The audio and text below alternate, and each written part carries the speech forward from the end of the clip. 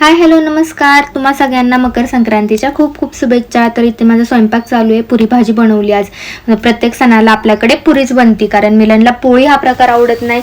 मग जे आवडतं ते बनवलं की 2 घास खाल्ल्या जातात, त्याच्यामुळे मी पुरीच बनवते. त्यानंतर तृषा आणि मी छान रेडी झाले आणि ज्याची त्याची पद्धत वेगळी असते. काही जण विठ्ठल रुक्मिणीच्या मंदिरात जाऊन पूजा करतात. आमच्याही गावामध्ये विठ्ठल रुक्मिणीचं मंदिर आहे, पण माझ्याकडे मूर्ती आहे त्याच्यामुळे आपण घरीच पूजा केली विठ्ठल रुक्मिणीची. एक खण माझा आणि एक खण तुळशीचा, असे 2 खण आणले होते मी. तर आता छानपैकी इथे रुक्मिणीला ववसून घेतलं. त्याच्यानंतर बाहेर जाणार आपण आणि बाहेर मग तुळशीला ववसणार. आणि नेमके मिलन आज नाहीये, त्यांना काम आलेलं आहे, त्याच्यामुळे ते कामानिमित्त बाहेर गेलेले आहेत. नाही तर छान आपण तिघांनी फोटोशूट केलं असतं. बाहेर गेले, तुळशीलाही ववसलं मी. आणि तृषा सगळ्या गोष्टी बघत होती, कारण गेल्या वर्षीपेक्षा ह्या गोष्टी तिला बऱ्यापैकी कळतायत, तीही आनंद घेते. आणि आई असल्यापासून मला एक शिकवण आहे की प्रत्येक सणाला आई काय करायची, एक ताट भरायची आणि कोणाला ना कोणाला स्वयंपाक केलेला द्यायचे, एक अन्नदान म्हणून.